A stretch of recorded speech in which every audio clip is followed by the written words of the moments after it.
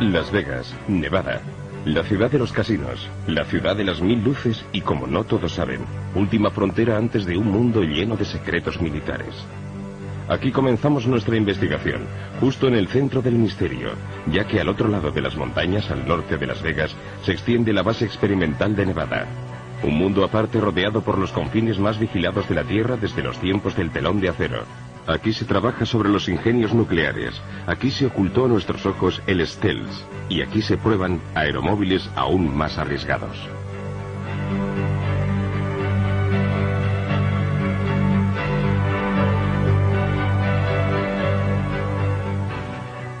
Nuestras investigaciones nos condujeron hasta John Lear, uno de los mejores pilotos de Estados Unidos, hijo del legendario diseñador de aviones William Lear.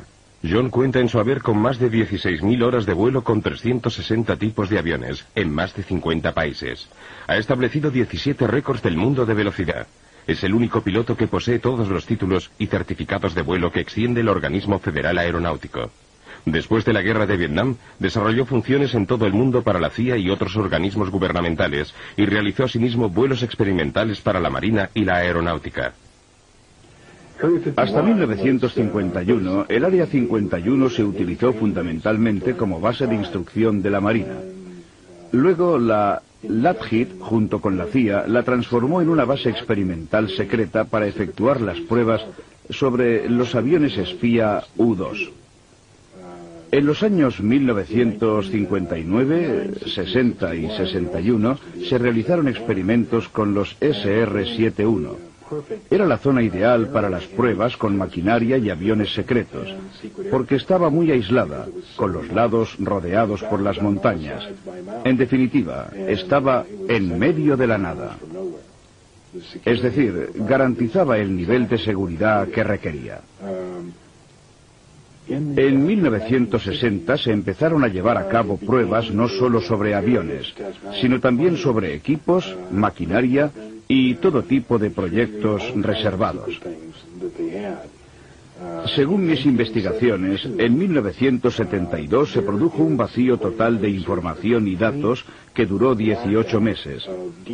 Nadie sabe qué ocurrió entre el verano de 1982 y entre el verano de 1972 y enero de 1974. No existen datos de ningún tipo.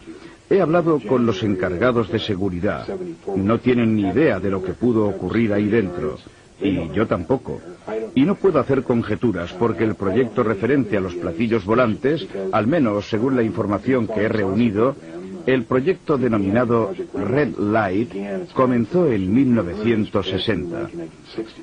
Habían tratado de poner en vuelo 2 o 3 naves, pero se produjo un accidente gravísimo, de modo que las operaciones quedaron interrumpidas durante varios años.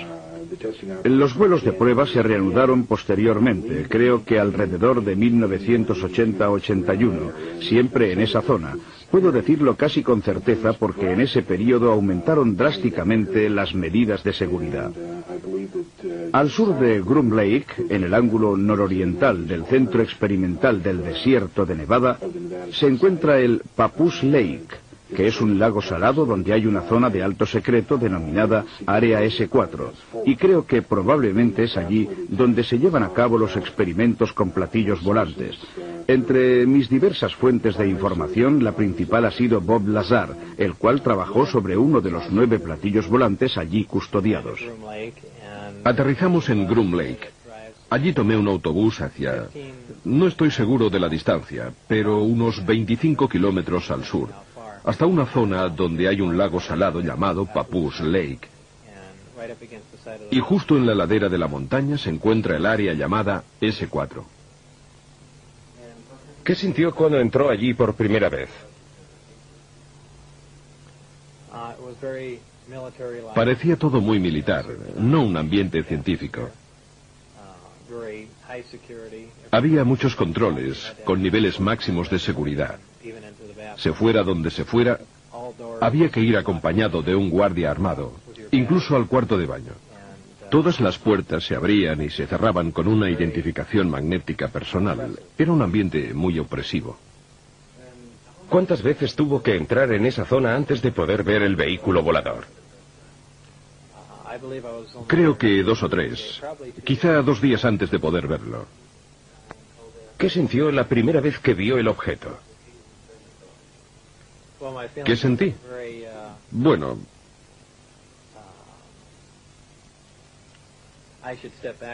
volviendo atrás en el tiempo, la primera vez que vi la astronave fue cuando entré en el hangar y me dije, esto explica por fin todos esos avistamientos de ovnis.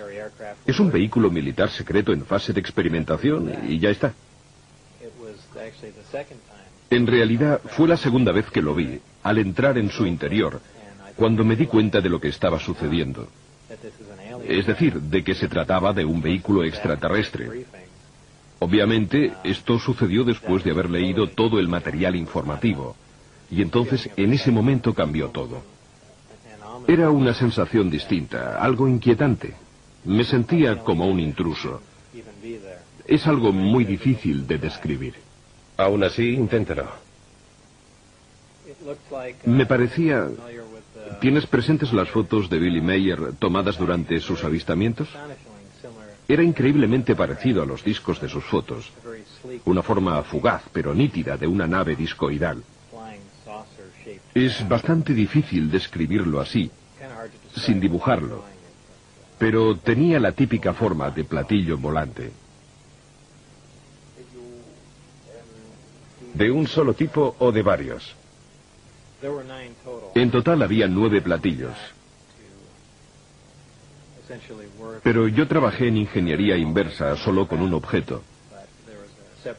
Estaban en hangares separados y en cualquier caso eran todos visiblemente distintos.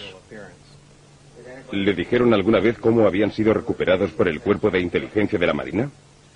No, en absoluto. La gente ha sugerido varias hipótesis, que habían sido derribados o que habían caído, pero no parecían dañados y por consiguiente tengo serias dudas sobre dichas hipótesis.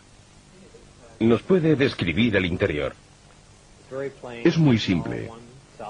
Existe un solo color dominante, un gris peltre. El exterior es también de este mismo color. No tiene aristas. En el interior, todo el equipamiento tiene una forma redondeada, incluso los asientos y los espacios para los amplificadores. Es como si hubiesen sido fundidos y luego modelados con estas formas curvilíneas, incluso las uniones entre las paredes y el pavimento. El interior es esencial, muy abierto. El uso del espacio no parece en absoluto funcional. Hay 3 puentes. El más bajo alberga los amplificadores montados sobre bases móviles. En el puente central, desde donde se accede al interior de la nave, están los asientos y los amplificadores. Y luego está el puente superior, un sector limitado al que yo no tenía acceso, no sé qué podía haber allí. ¿En su opinión, el vehículo era extraterrestre? Absolutamente sí, extraterrestre, no hay duda. ¿Por qué? En primer lugar, el objeto del proyecto era analizar la nave. Si se hubiera tratado de un aparato de Estados Unidos, no habríamos perdido tiempo en tratar de entender cómo lo habíamos construido. En segundo lugar, por las dimensiones del equipamiento interno, por el tamaño de los asientos y por los materiales utilizados, absolutamente desconocidos para nosotros. Y por último, por el carburante, el elemento 115, que en realidad no existe. Estos datos han de sumarse a las informaciones que me fueron facilitadas, en las cuales se indicaba claramente que se trataba de una nave extraterrestre. ¿Le dijeron cómo funcionaba el sistema de propulsión? Formaba parte de mi trabajo de ingeniería inversa. Es decir, debíamos averiguar el funcionamiento del sistema de propulsión. Habían realizado ya algunos progresos, pero no sé exactamente desde cuándo se encontraba allí la nave, si llevaban 1 o 10 años analizándola. En cualquier caso, con pocos progresos. El sistema es impresionante. Está compuesto por 2 partes, los amplificadores de gravedad y el reactor que proporciona energía. El reactor funciona por aniquilación completa, alimentado por antimateria. La aniquilación completa es prácticamente la más eficaz de las 3 reacciones nucleares que existen, esto es, fusión, fisión y aniquilación.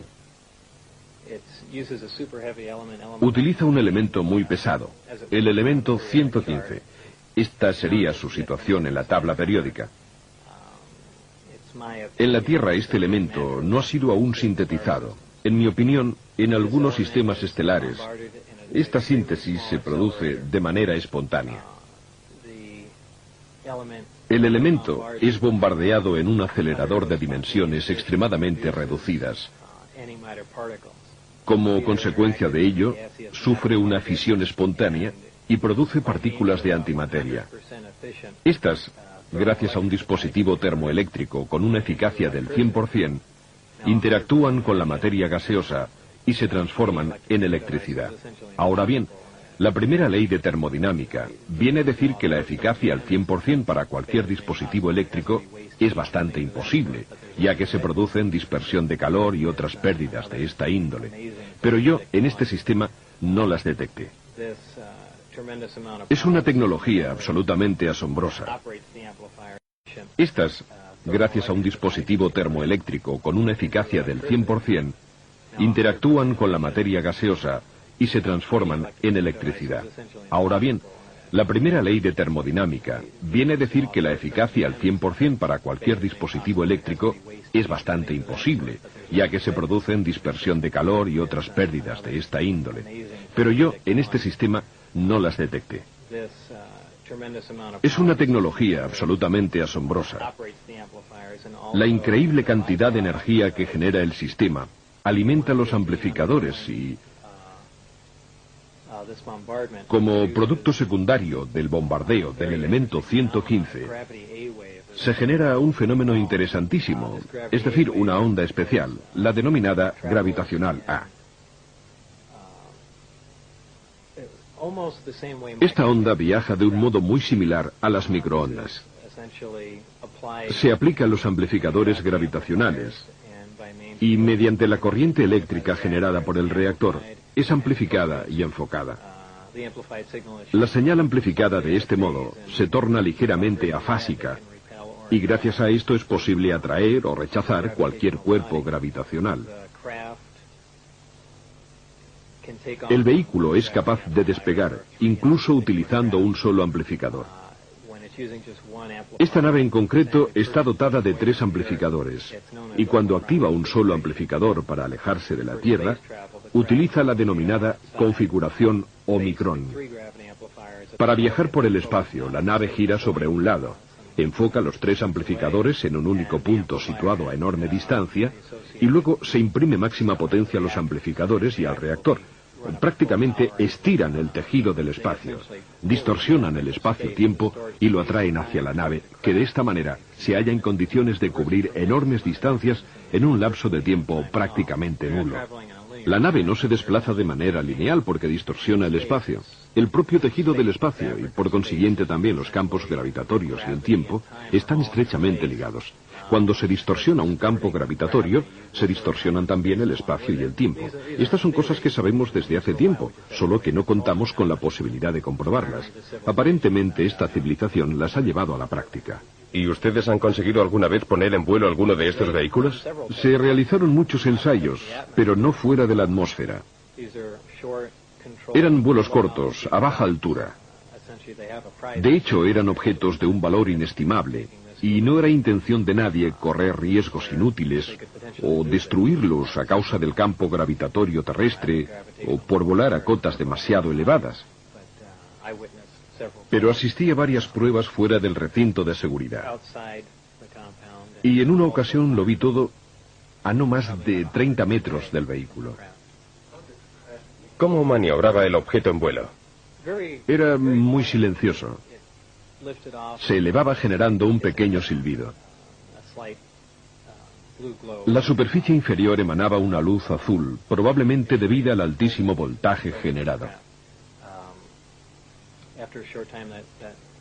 Poco después, a medida que ganaba altura, la luz desaparecía y parecía como si flotara suavemente en el aire para luego posarse sobre el suelo, todo de manera muy tranquila y casi en absoluto silencio. ¿Podría describir los documentos informativos que le fueron facilitados y su contenido? Se trataba de un gran número de documentos, unos 120 informes muy concisos. En realidad me daban una idea general de las demás investigaciones llevadas a cabo sobre el vehículo volador. Pero casi la totalidad de las informaciones, de los detalles técnicos, se referían al sistema de propulsión y de generación de energía, es decir, al campo en el que debería trabajar. También había documentos en los que se afirmaba que la nave era extraterrestre, y los informes de algunas autopsias no eran muy minuciosos, pues no había ninguna razón para proporcionarme información detallada sobre este aspecto, pero incluían fotografías. Para ser exactos, había 2 fotografías de un cuerpo extraterrestre con el tórax abierto, que albergaba un solo órgano que había sido extraído y seccionado. Desde mi punto de vista, no médico, parecía que este órgano debía de cumplir no una, sino varias funciones. Luego había otros documentos que describían los estudios metalúrgicos llevados a cabo en otras partes de la nave. En definitiva, eran cortos resúmenes del trabajo desarrollado por los diversos grupos y viceversa. Supongo que también ellos recibirían unos informes, breves relaciones sobre el trabajo desarrollado por mi grupo. ¿Indicaban el lugar de procedencia de los extraterrestres? Sí, el sistema Zeta Reticuli. No sé si la información se obtuvo de la propia nave o de mapas estelares o de instrumentos de a bordo. ¿Había información sobre esta civilización, sobre su historia o sobre contactos anteriores con el género humano?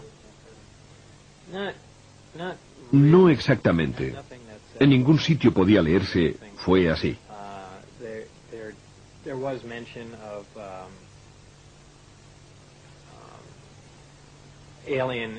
Se hacía referencia a una intervención extraterrestre que se había producido en el pasado, hace muchísimos años, millones de años.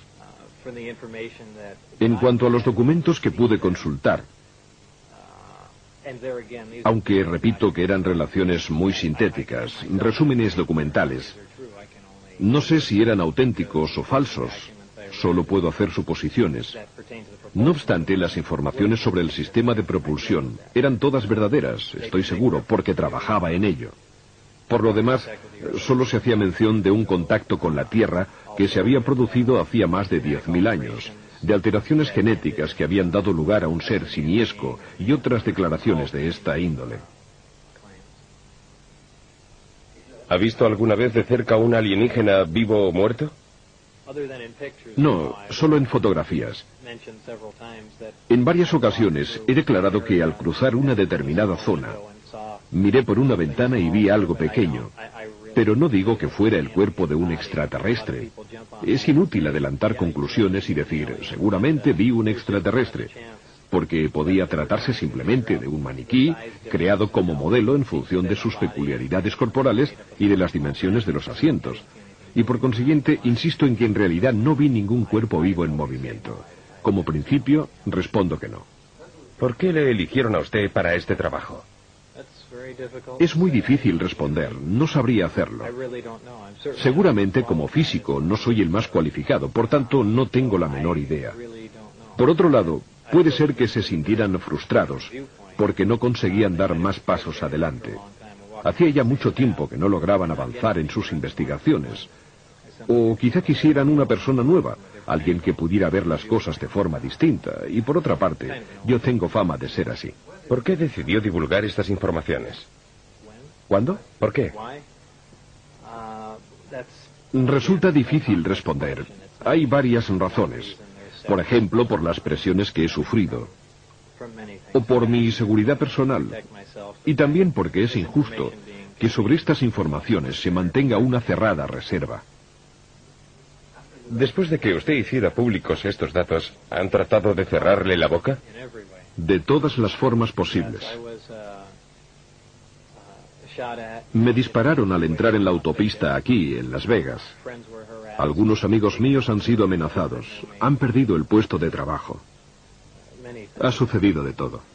Hemos descubierto que en los institutos donde decía que había estudiado no quedaba ni rastro de su presencia. Las empresas para las cuales decía haber trabajado anteriormente negaban que lo hubiera hecho, y en particular el Laboratorio Nacional de Los Álamos, que era el punto crucial sobre el cual se fundaba toda su credibilidad. Pensamos, si conseguimos probar que trabajó allí, querrá decir que en algún sitio debió de estudiar, porque allí no aceptan al primero que llega. Y si había trabajado en el Laboratorio Nacional de Los Álamos, en algún proyecto secreto, era posible que fuera aceptado para trabajar en algún otro programa secreto, como por ejemplo el S-4 en Papoose Lake. Sin embargo, en el Laboratorio de Los Álamos seguían negando que Bob hubiese trabajado alguna vez para ellos, y su obstruccionismo era total. No respondían a nuestras llamadas telefónicas ni a nuestras cartas. Era como si quisieran impedirnos que siguiéramos adelante. Al final, en cualquier caso, conseguimos reunir algunos indicios que probaban que Bob había trabajado allí. Por ejemplo, los boletines internos del laboratorio lo incluían como físico. La guía telefónica interna indicaba que era un empleado del laboratorio. Hemos hablado con varias personas que trabajaron allí con él y nos han confirmado que Bob intervino en proyectos clasificados, que era un físico que estuvo allí. ¿Qué os convenció de que el azar decía la verdad? No estoy seguro al 100% de que todo lo que nos ha contado sea verdad, ya que como periodista debo siempre ser escéptico, al menos en parte, pero se me ocurren un par de cosas. Primero, que Bob siempre ha contado la misma historia, la que me contó a propósito de su experiencia en el centro S-4 en nuestro primer encuentro, y es la misma historia que sigue contando todavía hoy. Lo más importante es que Bob ha tenido problemas judiciales, y para muchas personas esto ha significado perder completamente su credibilidad, mientras que el tribunal no ha cambiado ni una coma de la versión de Bob. Y solo cuando los magistrados trataron inútilmente de comprobar su currículum, solo entonces se decidieron a condenarlo. Bien, mi respuesta al tribunal fue: bienvenidos al club. Tampoco vosotros lo habéis conseguido. Bob se jugaba al menos 60 años de cárcel si no contaba en los tribunales la verdad sobre su currículum, y la versión que dio era idéntica a la de la primera vez, y es la misma de hoy en día.